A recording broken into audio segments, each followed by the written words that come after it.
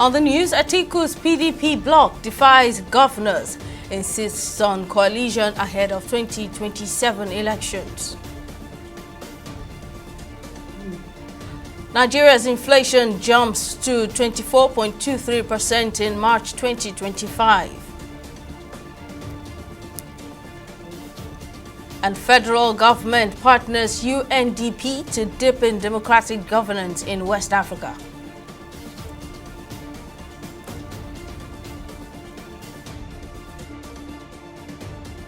Hello and welcome to News Now on TV360 Nigeria. I'm Simisola Atiku. Amid merger talks ahead of the 2027 elections, former Vice President Atiku Abubakar has insisted that a coalition remains the only way to unseat President Bola Tinubu and the ruling All Progressives Congress (APC). Atiku argued against the position of 11 People's Democratic Party governors who distanced the party from the proposed coalition being championed by the former Vice President. Rising from their meeting in Ibadan on Monday, the PDP Governors Forum, chaired by Bauchi State Governor Bala Mohammed, announced that the party will not participate in any coalition or merger. In response to the governor's rejection of the coalition, Atiku, while describing the state helmsmen as key leaders of the PDP, says their position is not a setback but calls for dialogue. He emphasized that the movement already belongs to the people and is a pan-Nigerian initiative. In the meantime, Imo State Governor Hope Uzodinma says the All Progressives Congress (APC) remains unfazed by opposition leaders' efforts to form a coalition aimed at winning the 2027 presidential election. Speaking at a press conference in Lagos, Uzodinma said the APC remains vigilant and will not allow any coalition to seize power. While describing the APC as a winning team, the governor warned against election distractions. All we are saying that we are open for new ideas, contributions from people, because no one man knows it all. And yes, you may be the president of this country. Only you cannot solve the problem of the country. It is through collective and all-inclusive arrangement that the country will become better and stronger. So for me, APC is a strong party. APC is working from 2020 to 2025. Those who were opposed to me, 78% are now with me. And I'm APC, of course. So there's nothing called party without the human beings. So my government is APC, the governor is APC, and majority of Imo people are APC. You have seen where we made Nigeria. You have seen where we are going to. Where we are now, we know where we're going to. At the end of the day, Nigerians will judge, but it's still a long time now. We have for more than 2 years as a government. If you want to go into struggling how you win the next election, Nigerians gave you opportunity to rule for 4 years. You are barely 2 years. You are not even up to 2 years. You are start thinking of how you win another election. That would be total distraction. But I know that this government is focused. APC is also focused. And our eyes are open. We will not let anybody remove anything in our hand because we are not sleeping. Let's get reactions to the merger plans against the APC ahead of the 2027 election. I'm joined by a PDP chieftain, Dabo Ikiabo Warmate. Thank you very much for your time. Now, what are your thoughts on the opposition decisions of the PDP leaders regarding this proposed coalition of parties to unseat the current government? 11 PDP governors have declared they will not join any coalition or merger. However, the Atiku faction maintains its stance. Do you see this as a major setback? Political parties. And the problem the former vice president have with the party is that he's only projecting himself. He's doing it for his own ambition, not for the party to win election. So whoever that offers him that platform and privilege is going to follow suit. So that's why the party governors have come to say, no, what we stand for is the PDP. Any collaboration, we be part of it, but any coalition with any opposition party, no. That is what they have said. And we, people like us, totally accept the fact that the party is not accepting a coalition. Atiku, is high time I took former Vice President Alhaji Atiku Abubakar should understand that he's not the only person in the party. Today, what PDP is suffering is as a result of his ambition that we are in this, quagmire and this thing, dilemma. So the governors went in the right direction by suggesting to the party that is not the party's position, because that is the governor's forum position. The NWC has not sat, and the governors cannot usurp the function of the NWC or the NEC. So it's the governor's forum position, not the PDP as a party position yet. But that is what most PDP members are yearning for. That is the pulse of PDP members. That the former vice president, if you look at his meeting with the other opposition party, you will discover that it is himself. It is not the party. Otherwise, he would have consulted with the party leadership before having such discussions. So Atiku camp will definitely react because it is for its own interest. It's not for the interest of the party. And that's why the governors have, I believe, suggested to the party that no, that is not what we need right now. And we strongly, people like us strongly support that position that enough of Atiku in PDP, enough of his ambition becoming a stumbling stone for the party to make progress. And we totally say that the former vice president at this point in time should understand that there are other persons in the party. If the member, if every fan slot this ticket, then he has taken his 2 slots. He has one twice. So we have other founding fathers because he's not the only founding father of the party. Of opposition party, PDP will not be part of it. And the reasons are very clear. Atiku pushing for it is for his own selfish interest, and PDP is so big to form a coalition. But PDP can open up to what I call collaboration, which the national secretary, most distinguished Noto in America, Samuel Ayan, has propagated in one of his press conferences that PDP will not go into, even before the governor's forum met, to come up with this suggestion. He has said it. PDP will not go into any coalition. PDP can collaborate with other parties to ensure that they unseat the failed APC-led federal government. This development raises questions about the PDP's strategy to reclaiming power after back-to-back losses to the APC. Now, how confident are you of the party's chances come 2027? No, our chances is very bright because Nigerians are fed up with the APC-led government. Nigerians, and that is why they are pleading, Nigerians are pleading with PDP leaders, most especially those that wants to use their ambition to truncate the unity and the peace being propagated by the present leadership of the party, as ably led by the national chairman, Ambassador Umailia Damagu, and the national secretary, most distinguished Nato Samuel Inemeka. They are pleading with the leaders that they should allow these 2 expert gentlemen to pilot the affairs of the party to a point whereby Nigerians will build confidence. The confidence that was once lost in the party will be rebuilt, and Nigerians they don't have any alternative.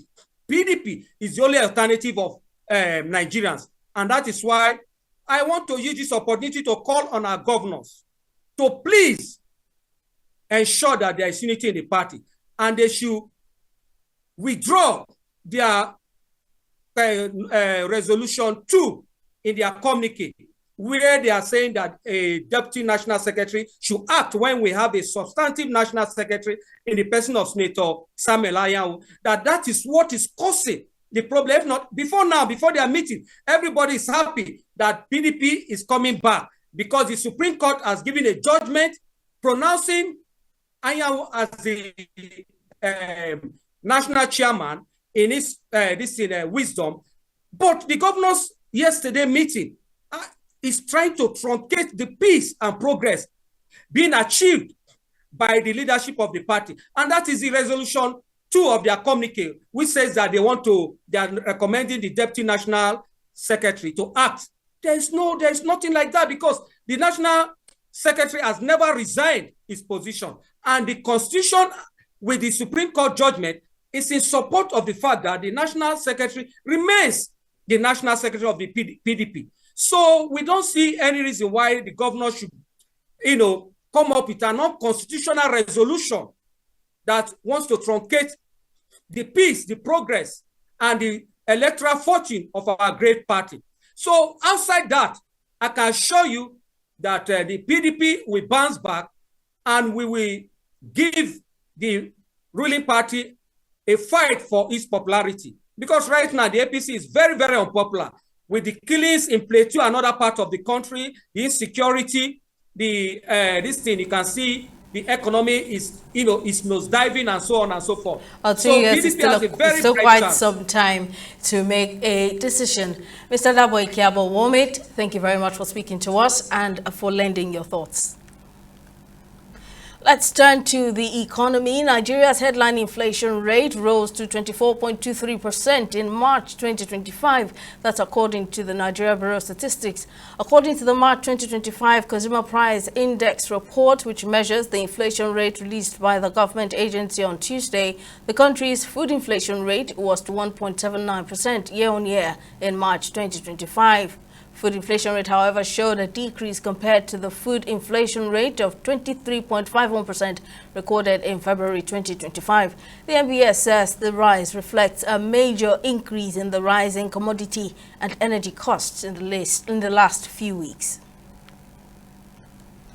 And the feud between Senate President Godswill Akpabio and Kogi Central Senator Natasha Akpoti-Uduaghan has taken another twist as senior lawyer and former president of the Nigerian Bar Association, Olisa Agbakoba, has raised concerns over what he described as significant inconsistencies in the sexual harassment allegations made by Senator Natasha against Akpabio. Agbakoba, who leads the legal team representing Akpabio, added that the allegation as it currently stands falls short of the threshold for proving sexual harassment anywhere in the world. While emphasizing the need for objectivity and due process, the renowned lawyer disclosed that a letter has been written to the Kogi senator on the instruction of the Senate president, asking her to clarify the contradictions in her allegations.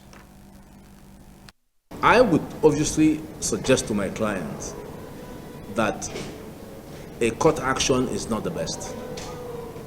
Do you know the amount of time this has taken in the context of deviating from governance?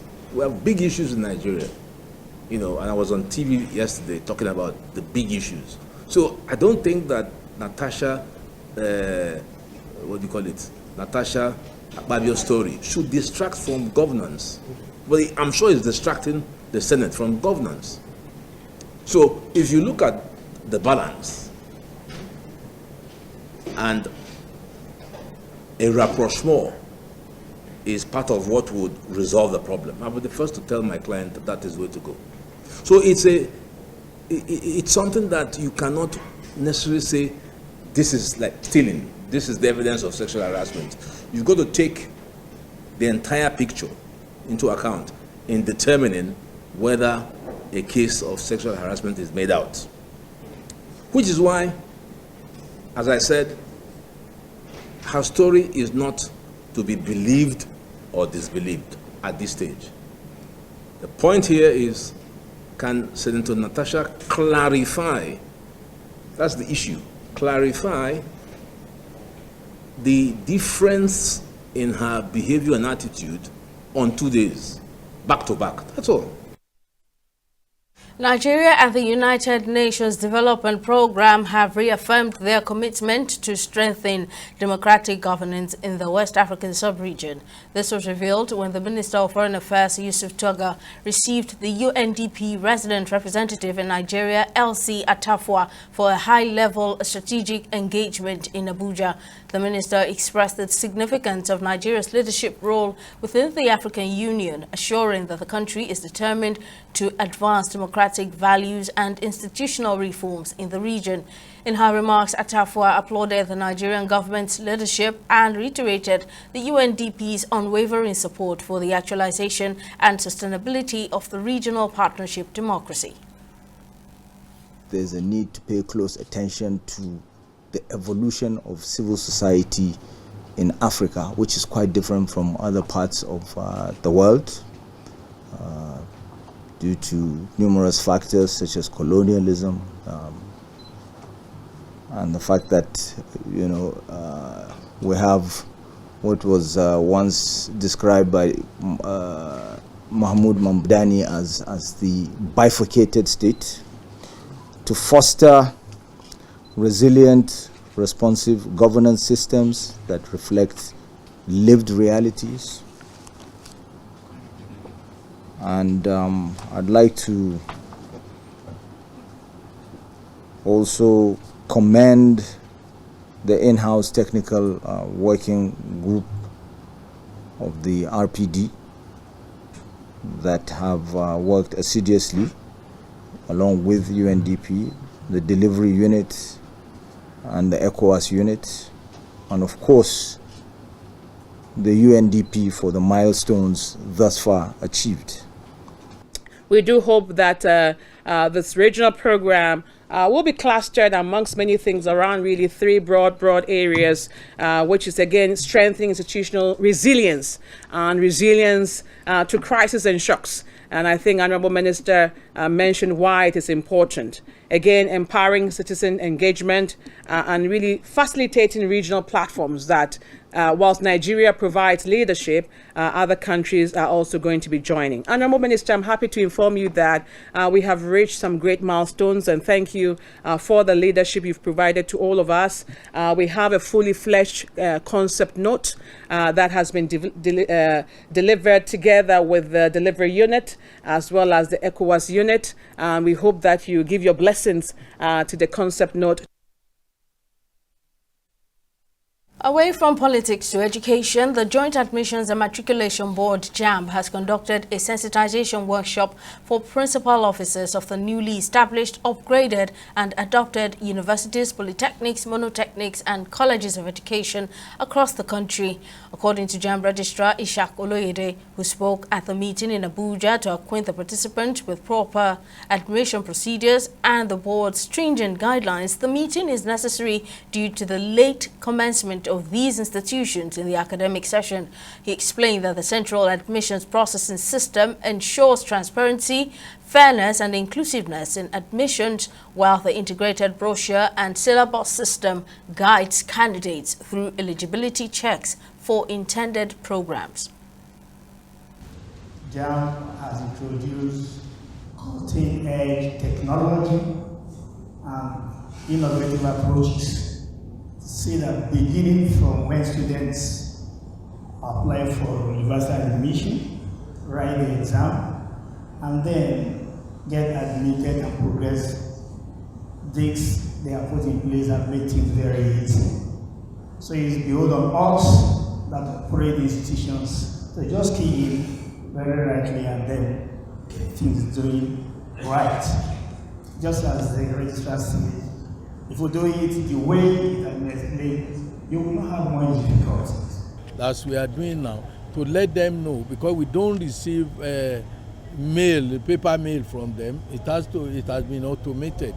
And we also reply them through that process to make it faster, more reliable, and again for permanence, rather than looking for files here and there. So what we are doing is to introduce them to how to get candidates, what to do, what are the do's and the don'ts of admission process, that they may not realize they will be running from pillar to pole because they do not know what to do.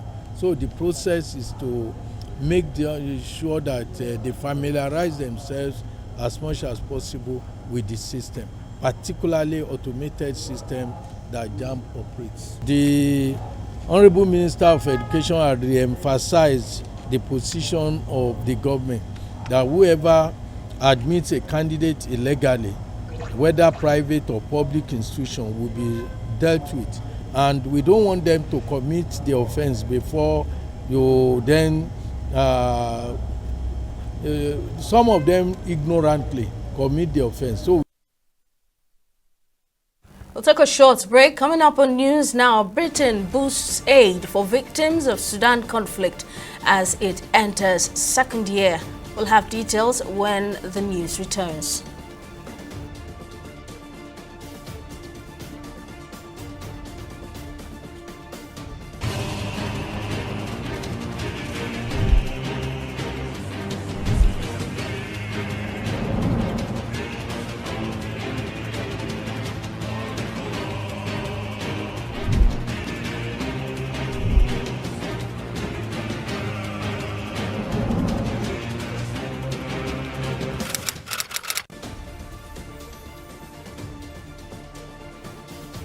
Welcome back. Here's a recap of our top stories. Amid merger talks ahead of the 2027 election, former Vice President Atiku Abubakar has insisted that a coalition remains the only way to unseat President Bola Tinubu and the ruling All Progressives Congress, APC. Atiku argued against the position of 11 People's Democratic Party governors who distanced the party from the proposed coalition being championed by the former Vice President.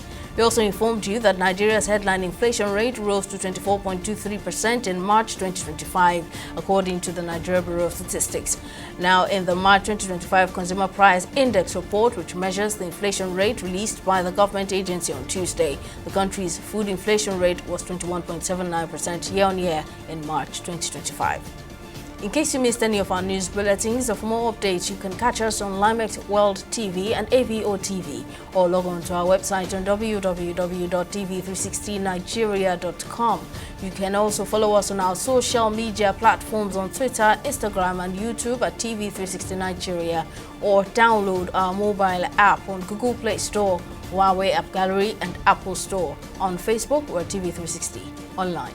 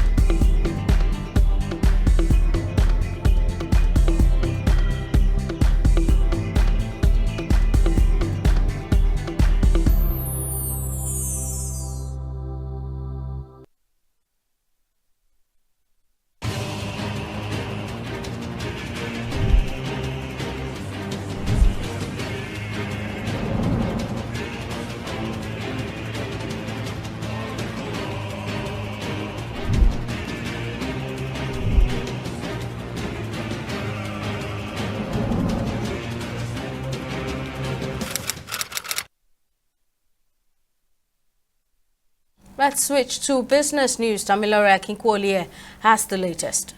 Thank you, Simi. Hello and welcome to Business News. Now, the United States Trade Representative has criticized Nigeria's failure to curb online piracy, enforce intellectual property laws, and tackle corruption as issues that continue to frustrate investment efforts in the country.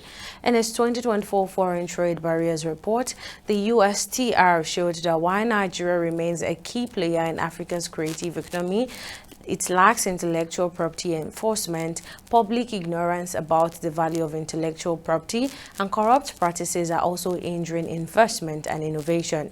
The report further adds that the widespread availability of pirated digital content, including software and audiovisual materials, undermines licensed businesses and poses a serious challenge for U.S. companies. We're now going to a short break here and be back with stock market reports.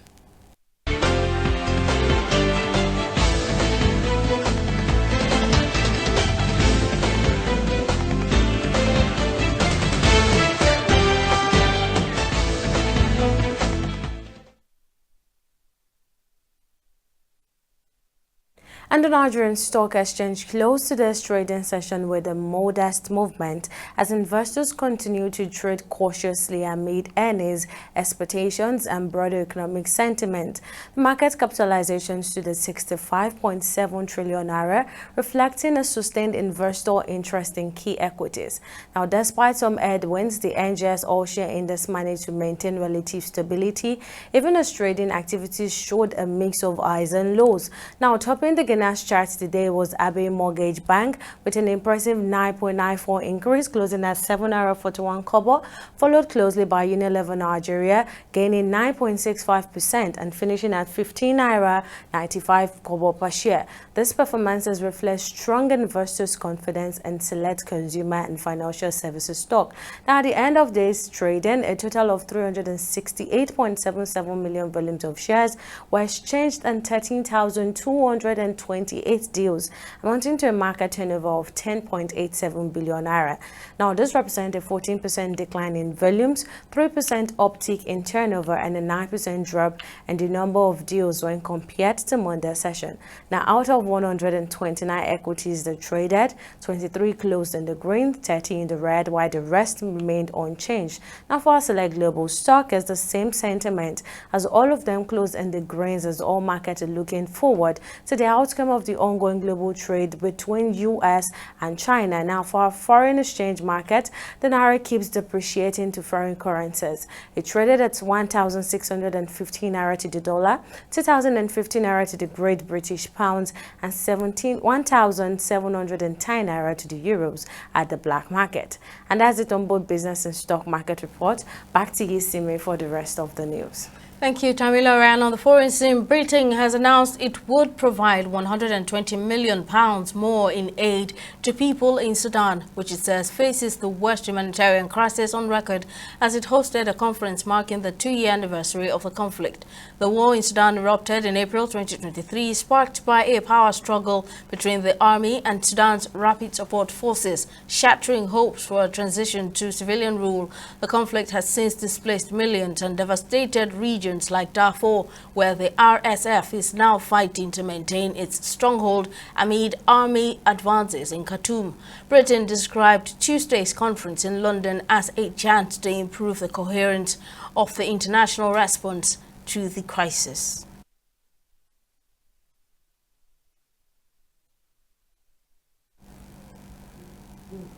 And on sports, President of CONCACAF, Victor Montagliani, has criticized the proposal to expand the 2030 Men's World Cup to 64 teams. The plans put forward by South American governing body CONMEBOL have also drawn opposition from UEFA President Alexander Ceferin and the Asian Football Confederation. The tournament will be hosted by Spain, Morocco and Portugal after the opening matches are held in Argentina, Paraguay and Uruguay. The 2026 World Cup, which will take place across the United States, Mexico and Canada, has already been expanded to from 32 to 48 teams. And China has accused the United States National Security Agency of launching advanced cyber attacks during the Asian Winter Games in February, targeting essential industries. According to local reports on Tuesday, police in the northeastern city of Harbin say the 3 alleged NSA agents are in a wanted list, and also accused the University of California and Virginia Tech of being involved in the attacks after carrying out investigations. The 3 were also found to have repeatedly carried out cyber attacks on China's crucial information infrastructure and participated in cyber attacks on Huawei and other enterprises. And that's it on News Now. Thank you very much for watching. We'll see you again next time.